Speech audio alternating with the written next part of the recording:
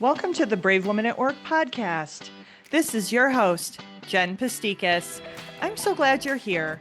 With the Brave Women at Work podcast, you'll get the resources and tips along with real-world stories and humor to empower and inspire you to take bolder and braver actions in your career and life. Welcome to the Brave Women at Work podcast. This is your host, Jen Pastikas. I'm so glad you're here. Well, hey everyone, how are you doing out there this week? So you may not know this, but I have been a student of the nervous system and nervous system regulation for several years. And before you go running for the hills and say, boring, hang with me.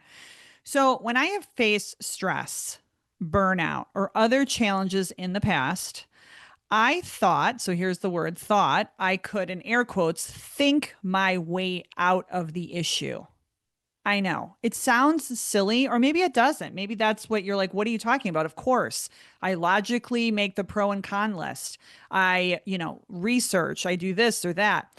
And it has served me, like being logical, being on the mental, like kind of side, that part of my brain has served me for years. But on the other side, I wasn't really fully present in my body. And being in my mind, it's what drove my success and has driven my success. Being logical, being rational, like, doing the research, doing the reps, all the things. But here's the thing that was really scary. In 2019, it's what drove my demise in burnout because I was so not connected to all of the screaming signals that my body was shouting at me. So burnout for me was a doorway to curiosity. And there had to be a better way. I thought, of course, there has to be a better way to live and work. And I'm learning that it involves regulation of the nervous system.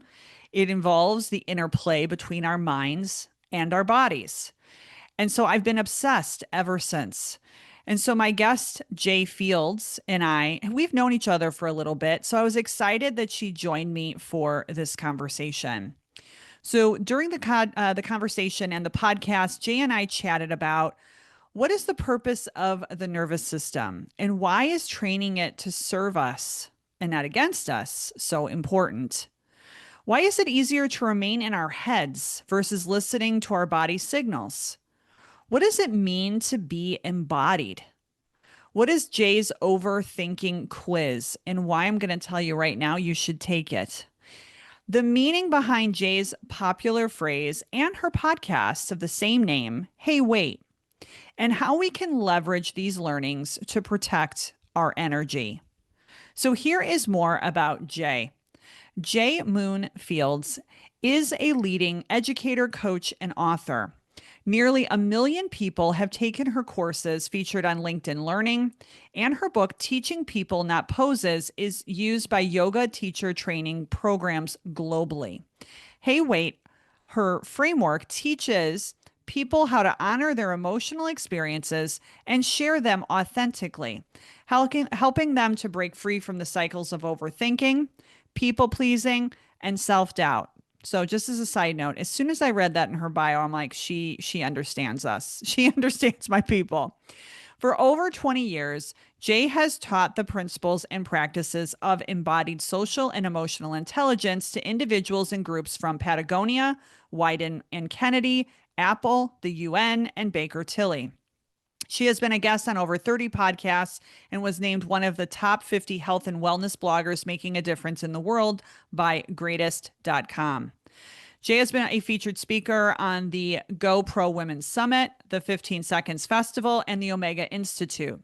She received her BA in Psychosocial Health and Human Movement from the College of William and Mary and her master's in Integral Transformative Education from Prescott College. So if the Brave Women at Work podcast is making a difference in your life or your work, please share it with all the people. Share it with all of the women and the men and people that don't even care about pronouns. Share it with all the people because a lot of these principles, it does not matter, apply to humans, right? Share it with people. And of course, your ratings and reviews help the show continue to grow. So if you can do me a favor and leave that review, take 5 minutes of your day, I would thank you I thank you. And I thank all of you that have already left a review. If you haven't yet downloaded any of the freebies, check them out at bravewomanatwork.com. The freebies are 24 career and leadership affirmations, 5 ways to managing your imposter syndrome, and getting paid 10 negotiation tips. And if you don't know about my freebies, they're workbook style guides with plenty of room to write. And of course, because you download them, you can complete them at your own time. So, again, you can find out more about that at bravewomanatwork.com. All right, let's welcome Jay to the show. Well, hello, Jay. Welcome to Brave Women at Work. How are you today? I'm so good and happy to be back. Thank you. Oh, I am so happy for you to be back. So, everyone, I have not done the homework yet, but I will have it linked up in the show notes. So, Jay and I had a conversation. I don't know, was it a couple years ago? 2023, I think, Oh my. which might So, as well have been 20 years ago. I know it's like in podcast years, it's like that was 10 or 15, 20 years ago. Yeah. But anyway, so okay, so for listeners that may have not heard, so we'll link it in the show notes because that was powerful too.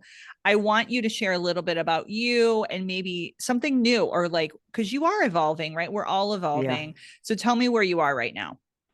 Yeah. Well, so for those of you who don't know me, I'm a somatic coach and an experiential educator, author, LinkedIn learning instructor, all of this. And for the 20, almost 25 years that I've been in the work world, the work that I've done has this through line of the question of how is it that leveraging the intelligence that we have in our bodies, so from our neck down, helps us to have a better experience of ourselves in our careers and in our relationships.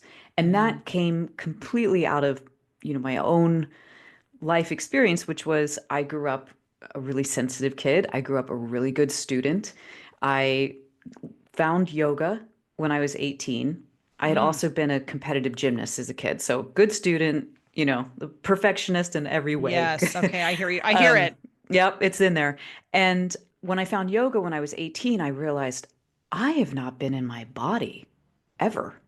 It brought me into this being behind my own eyes, realizing I had emotions and preferences, and my Mm. whole internal world that up until that point was my world was really about reflecting who my teachers needed me to be, reflecting who my parents wanted me to be, and so that's where I started to realize, wow, integrating an awareness of myself in an embodied way gives me myself.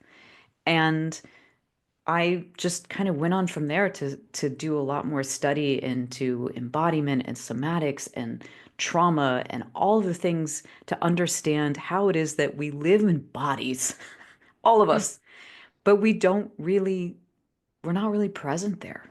We're in our heads. Yeah. I wanted like this whole podcast, everyone is selfishly going to be a coaching session with Jay for myself, just for buckle up. So, okay. So, as an embodiment coach, and this was a new world for me, probably within the last 3 to 5 years. And what a blessing from, spirit, the universe, like that at 18, you had that recognition because so many, like, how is that even possible that you knew that? I don't know if your parents were more embodied or if you just had kind of a divine download, but how amazing that you got that understanding so early. Because in my personal situation, it was like I was always living in my head. Mm. Then I just eventually my body kicked my butt. Like my body just like pulled me into burnout because it basically was screaming at me and I wasn't listening. Yeah, which is such a common story. And I'm It sure is. It's so there's a sad. listener out there going, yeah, that was my story. Yeah. Yeah, exactly. So, as an embodiment coach, you have, I think, on your site, so training our brains is important, but training our nervous systems is life changing. Mm. And why is that? Well, I mean, for you, for your listener, think of how many self-help books you've read. Think of True. how much Yeah. you know intellectually about, Mm, for example, setting a boundary. hmm. And yet, how often do you do it with ease, right? So there's a difference Mm, between what we understand cognitively and what we can actually do behaviorally. And the difference is between what your brain knows and what your nervous system is capable of. And so the reason being is our nervous systems are there as our protection. They're constantly looking for, am I safe? Am I safe? Am I safe? They don't, our nervous systems don't want us to grow. They want us to survive.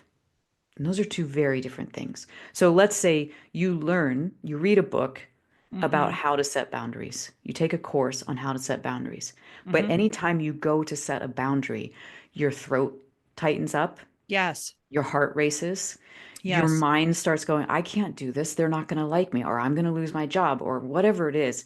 That's your nervous system going, hey, honey, nope, we don't set boundaries because we haven't set them until now and we've survived and we're doing okay. So don't do this because this is terrifying. So if you don't know how to work at the level of your nervous system, feel that stress response come in, which is either going to be a fight, flight, freeze, fawn, all Yeah. these different.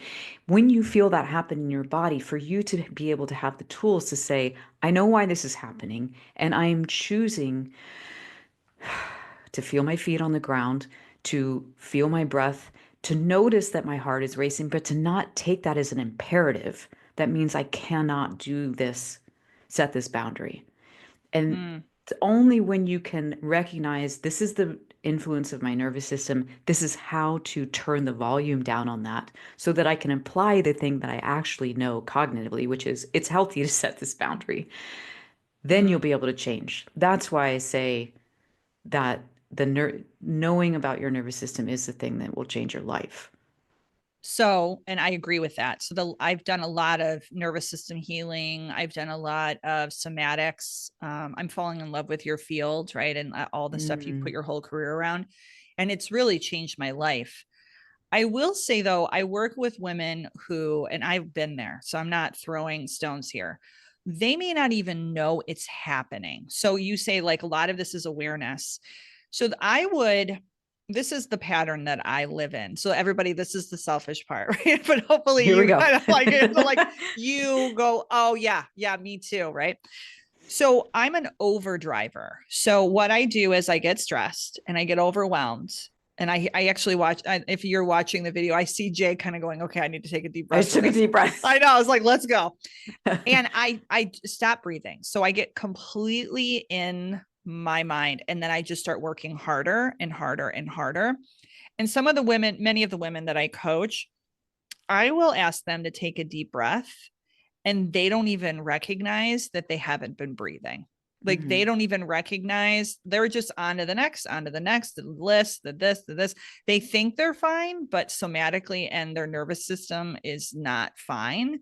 So, do you have any tips on that?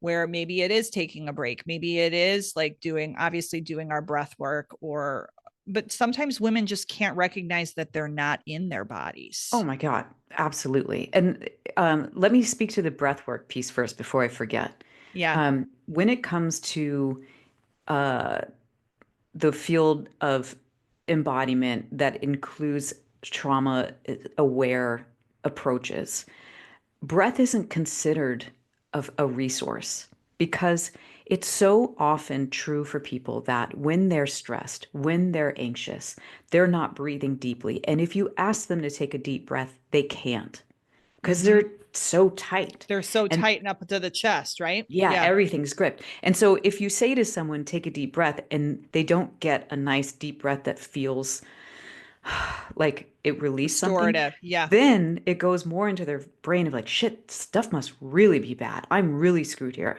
The best thing I can do is take a deep breath, and I can't take a deep breath, and blah, blah, blah, blah, blah, blah, and then it Mm. spins out. So I say that to say that breath isn't all, it is hardly ever the way that I teach someone to get into an awareness of their body. I'll use things like feel your feet on the ground. I'll use things like rub your fingers together, Yes. which just brings you an awareness like, oh yeah, I have a body. It doesn't require you to change anything. It doesn't require you to quote unquote fix your breathing um, or shift into a more calm state. But what happens when you feel your feet on the ground or you feel your fingers rubbing together and it actually makes a sound? So you're feeling something, you're Yeah. hearing something, is it often naturally and spontaneously leads to someone taking a deeper breath. Because there's a signal that goes to your brain when you send your brain a sensation signal that is neutral or pleasant. It Mm-hmm. tells your nervous system safe, okay, right? So Mm. you might be at work about to go into a really big meeting and you're feeling your chest is tight and that it may be like you're saying, you're not even aware that it's necessarily happening. You just know that you're freaking out, right? Like in your head, you're freaking out. If you do something like wiggle your toes in your shoes or rub your fingers together, you're sending a message to your brain that it might be true that my chest is tight and I'm freaking out, but it's also true that I have this very neutral experience of my toes wiggling in my shoes. So not everything is dangerous and a threat right now. I use breath work a lot. But what you're saying, not that breath work is not a tool, but it may not be the first tool. Is that If correct? it works for you, keep doing it. Awesome. Love it. If your listener is out there going, breath has not been a good tool for me, you're not a weirdo. There's a reason. And there are other ways to get to feeling like you can get that parasympathetic response where you get your shoulders relax, your Mm, breath slows down, that sort of thing. But to go hmm. back to your original question, because I got off on a tangent about That's breath, okay, but it's important. Yes. is that you know, for the person listening who's like, I don't even know what's going on in my body throughout the day. Yes, what you said, Jen, is totally true. You need to start putting in check-ins with yourself. So, check-ins where you're essentially looking for what's the most prominent sensation I feel in my body right now. And it could be something like Mm. my hands are cold. It could be something like my pants feel too tight, right? Like I feel my waistband, right? It could be I have a headache. It could be I'm thirsty. It could be my chest is tight. Whatever the information is, just allowing yourself to receive that information and seeing based on that, is there something that I need to do? Do I need to get some water? Do I need to go pee? Do I need to get up and move around? Um, and that happens by having regular check-ins. So the way I like to tell people to do this is to either set a timer on your phone to go off a few times a day, and that's your 15-second check-in. What's happening in my body right now? Or the other thing I like to do is layer practices. So for example, Mm, anytime you go to the bathroom and wash your hands, while you're washing your hands, check in. What's happening in my body right now? mm, Anytime you refill your coffee cup, that's a moment to be like, what's happening in my body? Because the wild thing is if you are going through your day living primarily in your head, which I still do, even though I teach this stuff, right. just pinging yourself. I call it like an inner ping, just being like, what's going on in my belly? What's going on in my chest? What's going on in my arms?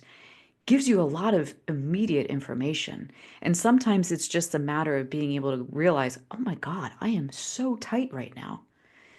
And then you Mm, shake your arms and, you know, 15-second resets. This isn't the thing that I love about embodiment. It isn't like the way we think of mindfulness, which is like, I need to have a practice where for 25 minutes a day, I sit still with my eyes closed in silence. Like, hmm.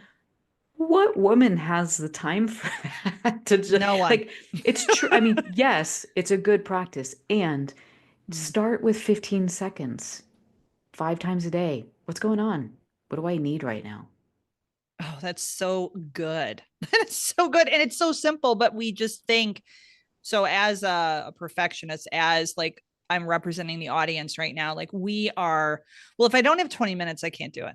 Like if I Oh, don't yeah. have the full, like, timer for Insight Timer or for Headspace And or I for have to have the whatever. right clothes and the perfect space. And Yes. it's like, and my kids have to be quiet. Yeah. Mm-mm. It's funny. I did some meditation. My jam is Kundalini meditation. Mhm. And I love it. So I had my 6 year old come in. It's not perfect, people. So, like, she's like, I want to watch you meditate. I'm like, can you please leave the room? I mean, that's kind of how my meditation went this morning. So it was a little like choppy, it was a little disjointed, but I still did it. And there's a word called sadhana that I've learned. Hmm. And sadhana is just a simple word for, I think, is it Sanskrit or is it, Hmm. yeah, Sanskrit. yes, for practice. And so I'm like, okay, it's a practice. So if it's like Yeah. 5 minutes and then I'm ushering my 6-year-old out of the room, like I will get back to the mat or I will get back to my seat or whatever, but I still do it because it doesn't have to be perfect. Does not have to be perfect. No, absolutely not. And the piece about, as you were talking about that, Jen, the piece that I wanted to remind the listener of is when it comes to being more embodied and knowing what's going on in your body, we the things we do for our health and our body tends to be like, I'm going to exercise or I'm going to sit and be present in my meditation. But Mm-hmm. that doesn't necessarily mean that either of those two things are embodied, right? Because Oh. you can exercise and be completely in your head. I mean, I do some of my best grocery list making when I'm exercising, right? Or like thinking through a project at work. Um, just because you're moving your body doesn't mean you're in your body. And also, just because you're present and still in your body as you're meditating doesn't mean you're there either. Um, Especially for people who have experienced trauma in their lives, to sit still and get quiet, if you it's common that they'll go into dissociation or freeze, which looks really still and looks really calm, but it isn't fully present. So that's why I like to come back again to all these different practices. Find the one that works for you. If meditation works for you, great. If building in feeling your feet on the ground 5 times a day works for you to feel, oh yeah, I have a body, and within that body I have emotions and I have needs and I have preferences, then great, do that. But like, Hmm. know the difference between I'm moving my body and I'm behind my own eyes. Okay, so I have some questions there because I think I have some more learning to do. So, the first part is in the last 3 years, I learned, and there's nothing wrong with that, but that's where I was in my journey, that I was purely like taking courses and reading self help books and doing all of the study, but I was always in my mind constantly. Like I never was in my body. And that's what the disconnection. So I think they call it in this space in like personal development, it's called edutainment, right? So you're getting educated, but you're Mm. entertained, but you're always in your mind. You're never in your body. So I need to have you define for me, how do we know we're behind our eyes? Hmm. Because I think sometimes I'm even in meditation and I'm still in my mind and not in my body. I'm not behind my eyes. So, how do I know, or how do you know when you're Hmm. really in your body and when you're not? Because you're aware of sensation. So right Okay, now, Jen, are you warm or are you cool? I'm cool. And do you have high energy or low energy? High energy. And are there any parts of your body right now that are feeling tense or pain? Yeah, my shoulders, Hmm. And are there any parts of your body that feel really pleasant or neutral? my stomach, And how do you know the answers to all these things? because I tapped in immediately. And when you asked me, And what does it mean to you to tap in? What other words would you use to describe what you're doing? for me, it's all about. So I'm going to go off for a second. I'm a generator in human design. So I have a sacral response. So sacral is like a gut intuition response. So for me, Hmm. it's super easy. I've trained myself where like if you ask me something like that, I don't overthink it. I'm like, my belly, my shoulders. Like I just react based on what my gut says. Uh-huh.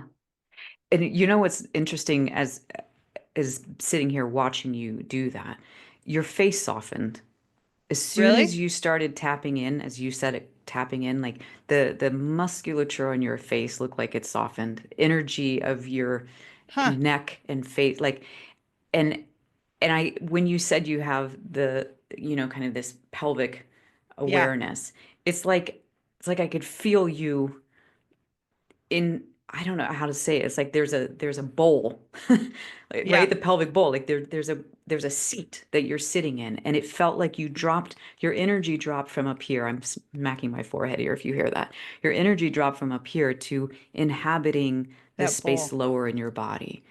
And yeah, Huh. I'm just aware. Can Yeah, you I feel did. that as I Yeah. say that? Yeah, I actually do feel that because I wasn't, well, first of all, you took the reins, right? So I glad you gave you the reins in those few Uh-huh. moments. So that was like, oh, that's nice. And then the other part was I just trusted. Hmm. I just trusted. So I have just learned something I think really important here, that even though I'm in meditation, I think I'm still in my mind sometimes. And I want everybody to know that it's okay, because Hmm. this is a new muscle that we're cultivating.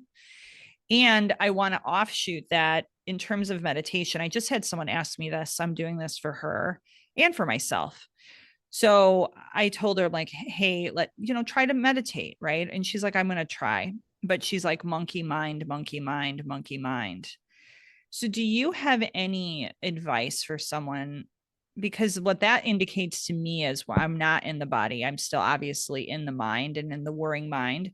But they also say when you meditate that you shouldn't be judging your thoughts. You should just like let them flow. Right. Easier said than done, right? As we're Right. like making the grocery list, or we're like criticizing ourselves as type A's, Yeah. that like, why aren't we like centered?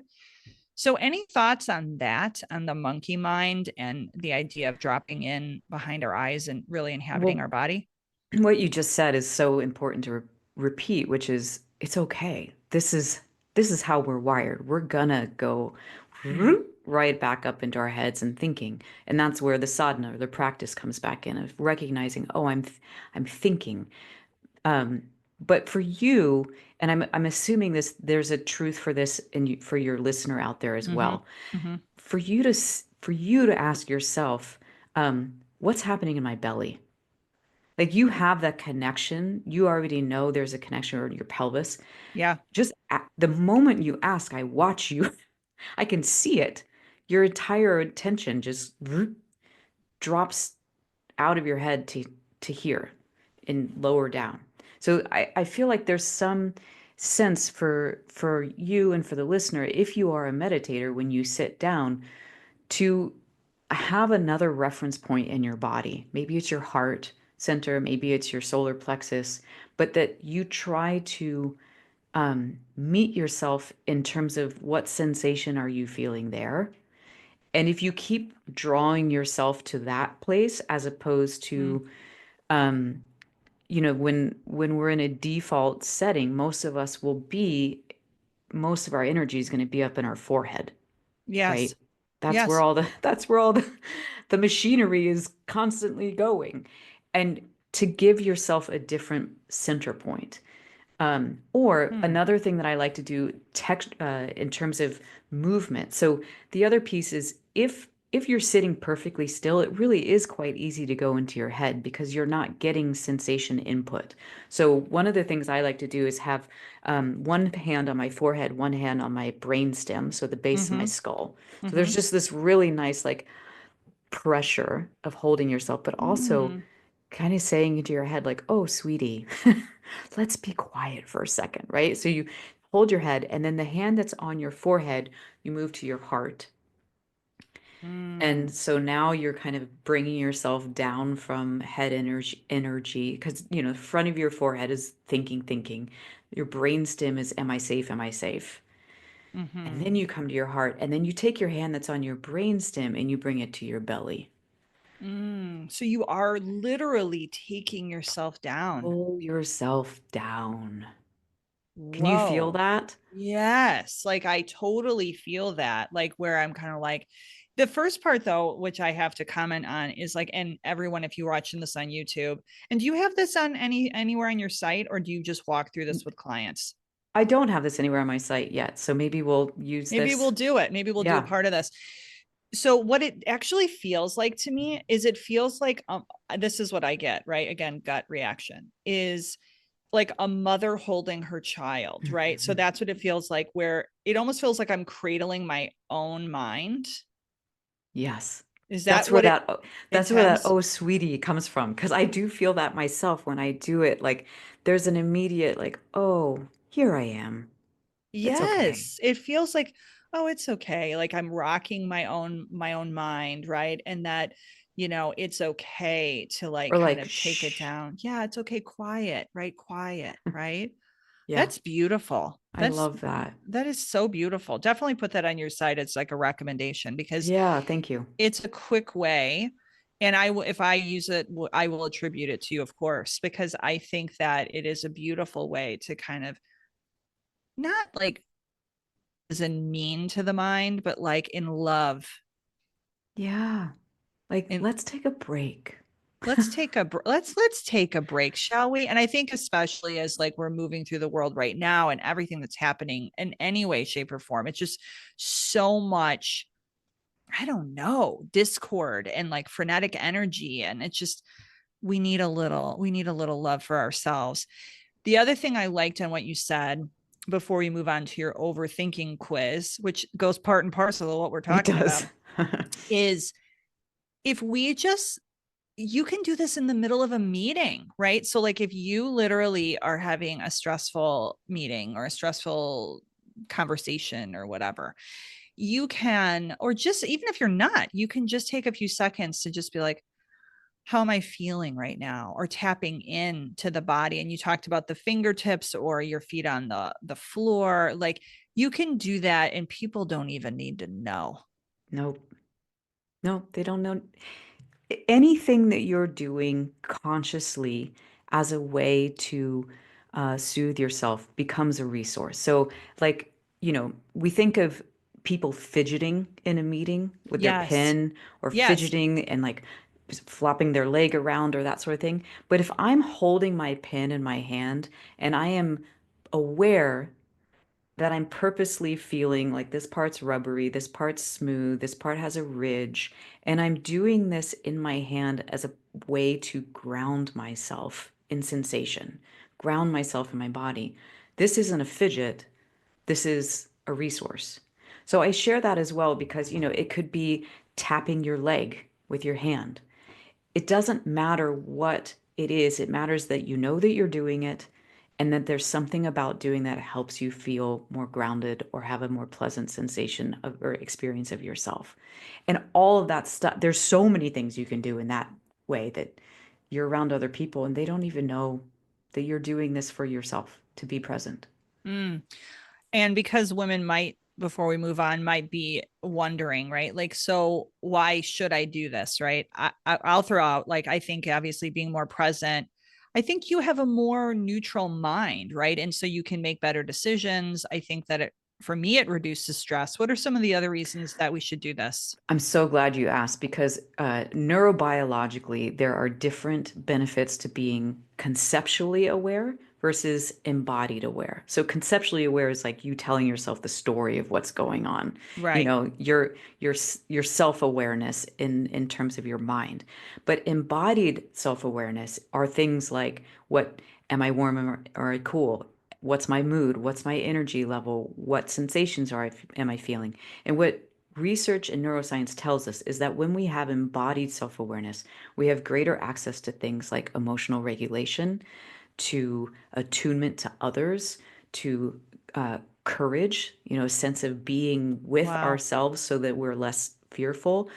We have greater ability to make decisions, to access our intuition, and all of that stuff comes through embodiment. It does not come through thinking about yourself. Thinking about yourself and having self awareness in that way is great, but it is not going to give you access to these assets of a really good human being, right? Like the thing that makes you really good at your job, attunement, regulation, intuition. That comes through being in your body. Mm. Okay. So, last question on this is that me included, it's so much easier for me. Like, so meditation is one tool. You said breath work is one tool, like, the fingertips and just like asking yourself. You've given us so many beautiful tools today. So thank you for that. Um, but it's still easier for me, right? It's so much easier for me to slip into my mind. It's so much more comfortable, quite frankly, for me to slip into my mind and stay there. And is it because it's just a hyper developed muscle and this is just a new muscle I have to develop of tapping into my body and being embodied? Does it get easier basically? Oh, yes, it does get easier. And yes, I mean, think about it. We grow up in a culture that is highly, uh, what's the word I'm looking for? I just got all excited and then I couldn't find the word. It's very biased towards thinking. It's Okay. our culture is like, don't feel.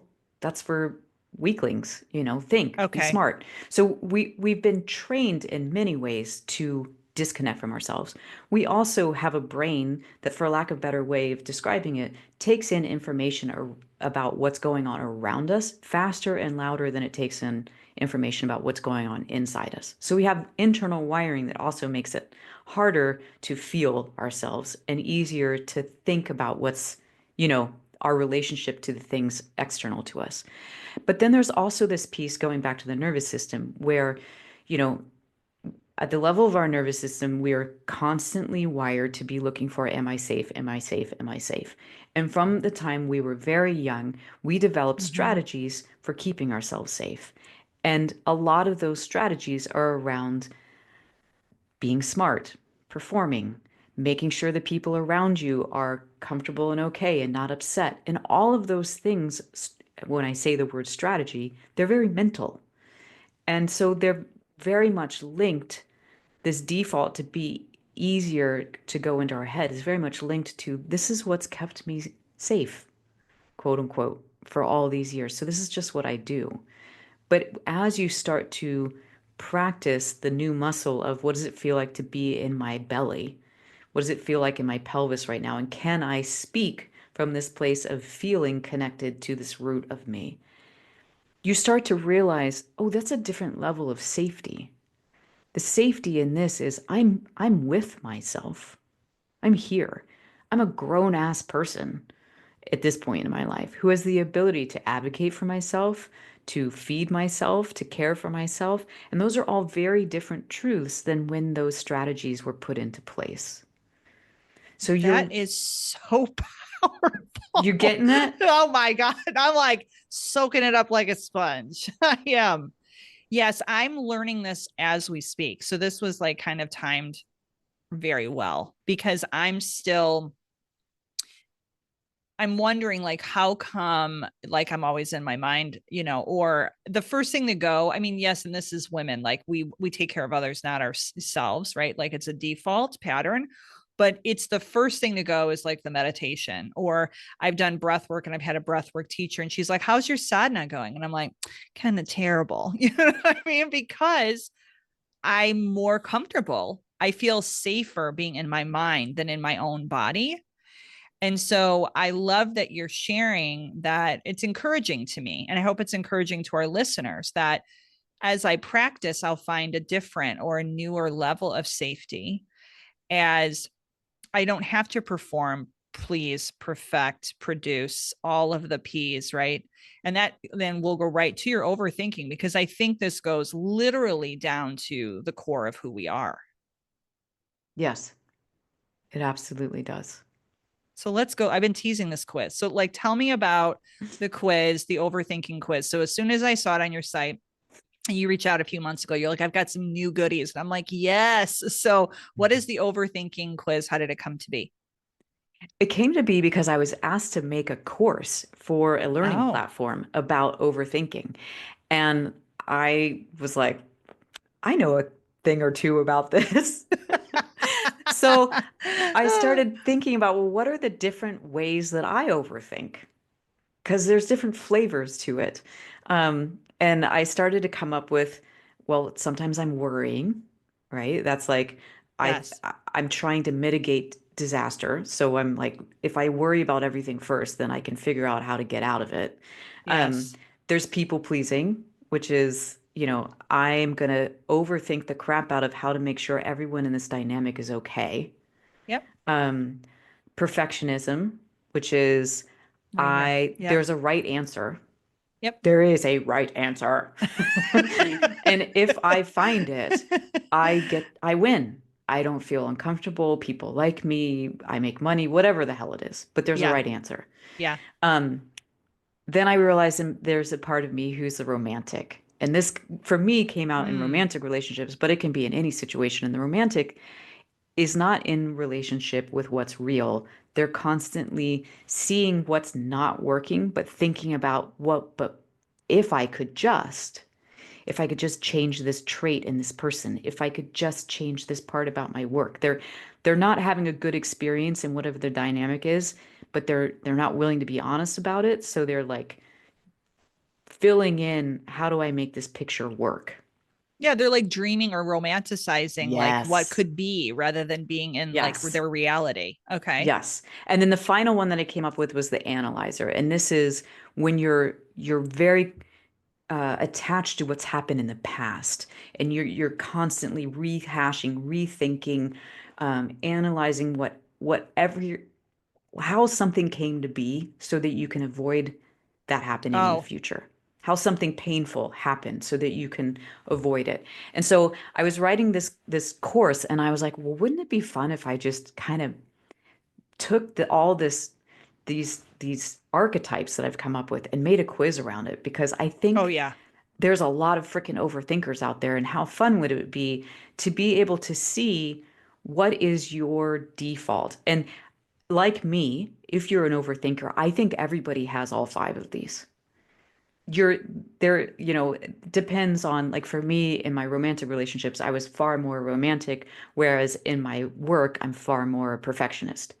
But there is one that tends to kind of float to the top as your default setting. Um, and the reason why I made this was so that someone who is an overthinker could take the quiz, identify the flavor of overthinking they have, so that they can disidentify as who they are. Because Mm. it's very different to say I'm a perfectionist than it is to say when I feel scared or stressed or cornered, perfectionistic tendencies come out. And I wanted people to be able to take this quiz to differentiate the behavior from who they are. Because what I see so often in the people that I work with is that there's this sense of like, well, this is just who I am. I'm like, oh no, honey, this is a strategy that you've developed to feel safe and okay. And your strategy is not your personality. You can change that. That is also really important to kind of underline and highlight all over if you're taking notes, because it is the natural human tendency to say, I am a perfectionist. I've done it many times, even on this podcast. I'll say I'm a recovering perfectionist. However, it's still identifying that I am recovering from perfectionism. It's not the pattern or the strategy I use to feel safe or to navigate situations. Yes. And it gives, again, I talk about everything in an embodied sense. It gives you space from it. It's no longer the thing that is in you and your wiring. Like, this is just how Yeah, I will always be. It's, oh, that's a series of patterns of feelings and behaviors and thoughts that I can separate myself from. which is real. Again, I'm using powerful. It's very empowered to know you can separate yourself from that set of behaviors, feelings, actions, rather than saying, this is just who I am. This is just part of my DNA, which is a story we make up about ourselves. Yeah. Okay. That's very, very helpful for me personally, hope for others as Good. well. So I took the quiz. No, obviously, no joke, right? Like, of course, I had the perfectionist archetype, which I've learned today is a set of like the strategies I've used. And I wanted to also call out that I like that when you take this quiz, you get some resources on the other side. So tell me about like that piece. So it wasn't just like when you take a quiz and they're like, hey, this is you. Peace out. You know what I You're mean? right. Good luck with that. I know, like, good luck. See you later. See you later. Bye. So you really curated this and thought through this. So again, kudos to you. So tell us about like the resources depending on their maybe predominant archetype. Like what do they get on the other side of the quiz? Yeah, again, I wanted someone to take this and not just think about it more. Okay, that's fair. Okay, That's so fair. now I know this about myself, and this is one more thing I get to ruminate on. I wanted people to have a sense of, well, what do you do about this? And so for each one of them, I give embodied practices. I also give like if um, this is your archetype, your core fear is this. So like look out for it and have some empathy for yourself when this fear comes up within you. And recognizing some different um, phrases that you can say to yourself dependent on each archetype because they are very different, right? Like the Mm-hmm. perfectionist is really scared that if if they don't get it right, they're not going to be loved. I mean, really, Mm-hmm. that's at the core. Whereas a worrier is like, if I don't see what's going to happen, if I can't figure this out in advance, I'm going to get hurt. Mm-hmm. And they're different, it's a different embodied kind of fear. So I give people like, here's the core fear you have. Here's the core reframe you need to have in your mind around this because you're a thinker. Let's think about this differently. And then here are the embodied practices that are specific to you shifting out of this pattern. Okay. And I wanted to ask you, so my predominant pattern that showed up is perfectionism, right? Mhm. Can it change over time? You said we have all of them. So can it change based on who you are, your life circumstance, or is your Yeah. predominant default setting always going to appear? You know what? I haven't done enough research to know, but what people have shared with me over time, because this quiz has been out for a couple years now, that they have seen it change in themselves Okay. uh with like personal work, like what you were saying. Like I've done enough work to know like this isn't the my default anymore. But I think the thing that's more true is that I see more commonly is that your core one is is really always kind of perniciously there under the surface, depending on how stressed or triggered you are. But that you will exhibit different archetypes given different situations. Like what I said for me, in in the past, in my dating life, I was definitely a romantic. I saw what I wanted to see, and then I thought the rest of the reality into reality, right? I don't know if anyone else has done that, but I have done that. Whereas when it came to my work, I'm really good about seeing what's up. I'm really good about seeing what's brass tacks, what's real. Okay.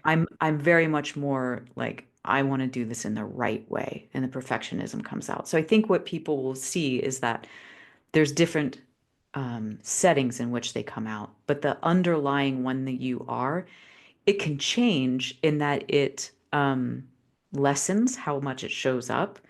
But I feel like the underlying one, like for us, is perfectionism. If you're push comes to shove, It comes. it comes. And here's I'm like Miss Sunnyside today. Like if you use the tools that we've shared today, I think you can lower the amount that Yes. it comes out in default Yes. because you're embodied versus being triggered by the environment, the person, the situation, correct? Yes, yes, yes. Yep. Okay. So that's, hey, everybody, there is a reason. There's another reason to do these Right, you're not practices. stuck with this forever. You can turn the volume down on this for sure. I'm just saying in the sense where Yes. it will it will it's in there. It's in your core, right? In the same Yeah. way that our wounding is always in there and we can heal a great deal, but depending on how big the trigger becomes, that wounding will We'll be come. We'll be yeah. there. Okay, that makes total sense. Okay, so you have on the other side of all of this beautiful work, you have a course called Yours Truly. So why don't you share about that? And then on the heels of that, you also have the Hey Wait I podcast, know which is there's a Hey lot going Wait. on. Yeah, there's a lot going on. So tell us about the course and then tell us about the podcast. So the course, yours truly, is about all of what we've just been talking about. This Okay. is the signature course to learn how to be able to be the one behind your own eyes, have an integrated sense of yourself, and like who you are and how you show up. Like there's all these courses out there that are like live your best life, be your best self. And I'm like, you know what? I just want you to have a good experience of yourself around other people. Because for so many of us women, we've got the shiny best life. We've got the great job, we've got the great family, whatever. We've got the house, but we don't like how we feel. Our insides don't match our outside. So That is this so true. course Yep. is about I want you to have the tools to learn how to be more embodied, to learn how to regulate your nervous system, to learn what your conditioning was around what you do, your strategies to be a quote unquote good person, and then to learn what's the how do you speak and behave differently once you are someone who knows how to be more embodied and be a stand for yourself while also being relational. And that's where Hey Wait comes in. So Hey Wait came about in the last year or so when I was working with a marketing company actually, and they were saying, "What do you do with people?" And I was like, "Well, I help blah, blah, blah." And you're like, "No, no, no, what do you do?" And I gave them this big answer again. No, what do you actually Yeah, do? because they're trying to find what's unique about you and your work. Yeah. That's why they kept asking. Yes. Yeah. And so I came up with the words, "Hey, wait." I said, I teach people how to say, "Hey, wait." And what that means is for all of us women, because this is women 35 to 55, I'm finding. We have been trained to believe that our insides don't get to matter, that we are here Mm-hmm. to serve, we're here to care for other people, we're here to be be very performative and good and all that Mm-hmm. way, but that we don't actually believe that someone is going to want to relate to who we actually are. And "Hey, wait," those two words are a way to pivot or shift the dynamic of any relationship in an instant by essentially saying, "Hey, wait, I don't feel considered here." So, "Hey, wait," in the way we've been talking about embodiment this whole time, Jen, it's like, "Hey, wait" is I just came back to myself. Hey, wait, I'm having an experience here that I need to have be recognized. And sometimes it's just by me. "Hey, wait, I'm really stressed out right now. I need to get up from my desk and to go take a walk." And sometimes it's, "I don't like how this feels right now. I'm being asked questions in a meeting and I feel myself speeding up inside. And that Mm-hmm. sped up feeling makes me feel like I'm about to people please or perform Mm-hmm. Mm-hmm. and I can say, "Hey, wait, I need a minute before I can answer that question. Let me think that through." Or, "Hey, wait, I don't feel like we're seeing this in the same way. Can we talk about this differently?" Mm-hmm. And so I'm describing it in a way I'm wondering, do you have an embodied feeling of "Hey, wait"? Like if you imagine saying "Hey, wait" to someone, can you feel how that is a pause? Oh, oh yes, because okay, so I think all of the work you're doing goes like kind of together, like a puzzle piece in a way. So I'm so you glad you see have that. your so if you have the overthinking quiz and you know what your defaults are, your patterns are, your default setting, that is you like kind of on autopilot because this is like the fabric, right, of who we Yes. are or based on situations, stressful situations. But Hey Wait is a beautiful tool because it gives us pause to have agency for choice. Exactly. Thank you for saying that so much more. I get so excited about it, sometimes I can't speak about it succinctly. That's Just go exactly steal it. that. Like, just take the recording and be like, it's Thank you. really, Hey Wait is the agency for you to make a Yes. different, probably more embodied choice for yourself. More embodied, more integrated. You won't be Yes. acting from strategy, you'll be acting from your true grown up present day self. Yes. Um, yeah. And sometimes it's just, "Hey, wait" to yourself, right? Like, "Hey, wait, what do I need here?" And sometimes it's literally saying the two words out loud to someone else. "Hey, wait, that didn't feel good. Can, can we go back for a Right. second?" Because people also, not to belabor this, but people will like kind of steamroll over you because they assume they like, whether it's a spouse or a long term friend, they believe they know your patterns.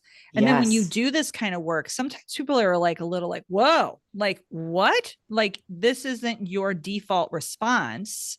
So, Hey, wait also gives you a chance to be like, hey, wait, I've done some like new work on myself. Like, hey, wait, I have a different answer. Yes. Yes. I love that you pointed that out because that is such the case that this is for the people pleasers, for the over givers. it feels really freaking scary to ask to be considered. But there's something about, hey, wait, that like allows you to feel like you've just paused the game. Like, Yeah, you're like hey, time out on the field, time out. Hey, wait. exactly. Hey, wait. And it kind of gives the other person the message, I'm changing something here. Because we have trained, us people pleasers have trained everyone around us to think that we're just gonna be steamrolled. We're just gonna say yes. We're just gonna do whatever, go along to get along. And hey, wait, to me, and I've had clients and people who have listened to my podcast say, this is the permission slip. Those two words are the permission slip to do something differently that I wouldn't have done before. Because it's too scary to just say, I didn't feel like you listened to me there. But to say, hey, wait, I didn't feel like you heard me. There's like a different, Mm-hmm. you're you're you're you're shifting the dynamic.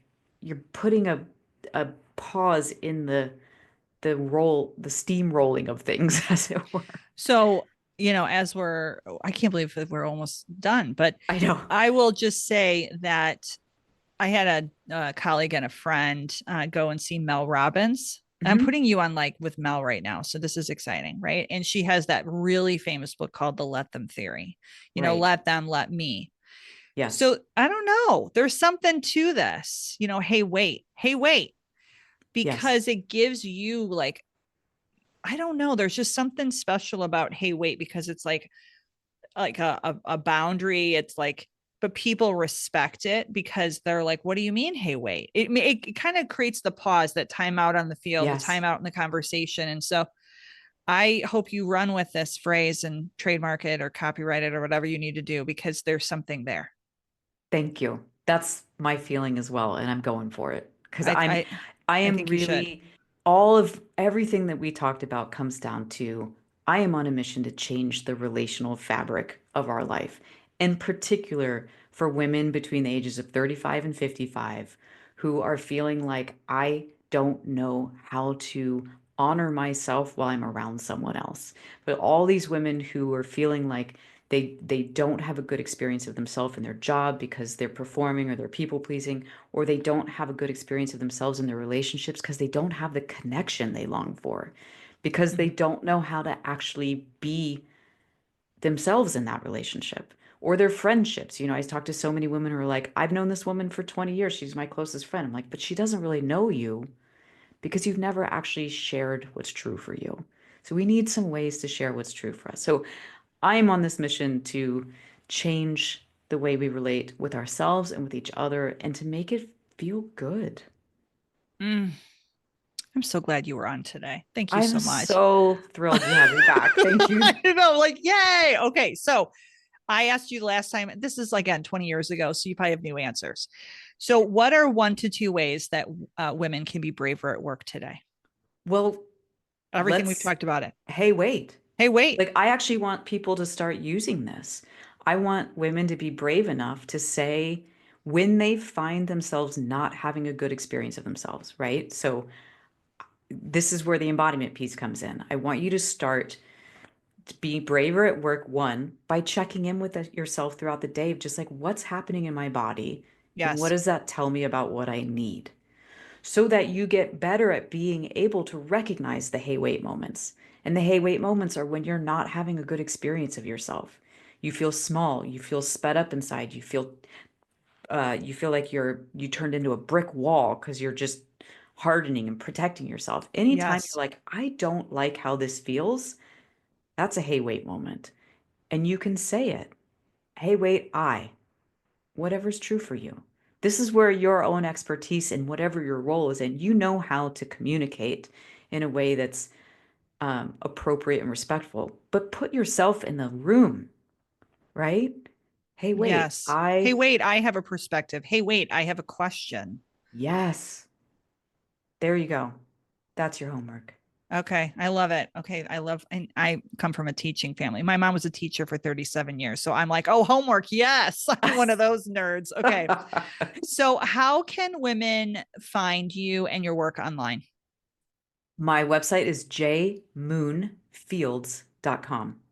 And the podcast, which I really highly recommend, because this goes into what is this, how did this come to be? How do you use this tool? And then interviews. It's Hey Wait, and you can find it on Apple, Spotify, anywhere you listen to podcasts. And I have to ask you, because I love that your name is J Moon Fields. Did you give yourself the moon, or I'm was so that glad you asked. because I didn't ask you last time? I don't think I I didn't did. have it last time. I got Oh, married. I got married, and my husband's last name is Moon. And it's such a badass last name. I love it. I love everything about it. I love being in his family. And I also built a career as J Fields and wrote books as J Fields. oh, And so I was okay. like, I'm going to make it my middle name. I And think it's really awesome, I actually. have, I'm glad you do, because every once in a while, speaking of the overthinker in me, I'm up in the middle of the night like, that was dumb. I should have just been J Fields Moon. And eventually, because it sounds I don't know. I was joking with him when we got married. I was like, can we combine our last names and be Moonfields? And he was like, no. So I essentially did that for myself by giving myself the middle name Moon. But it's my married name. I took it as my middle name.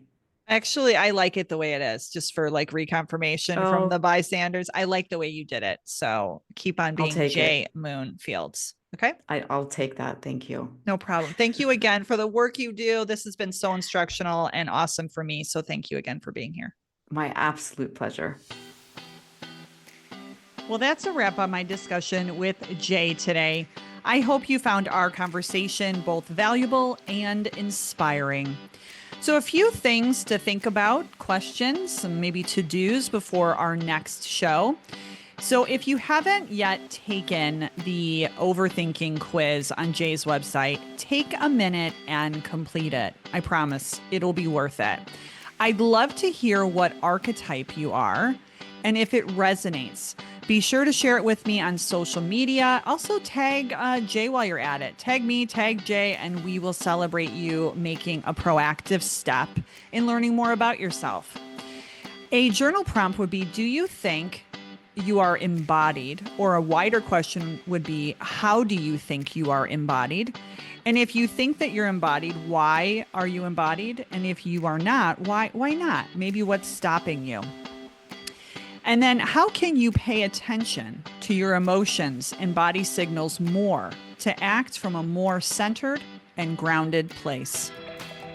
As a reminder, please rate, review, and subscribe to the podcast in Apple Podcasts and Spotify. The show is also available on any other podcast platform you enjoy. Until next time, show up, be embodied, and be brave.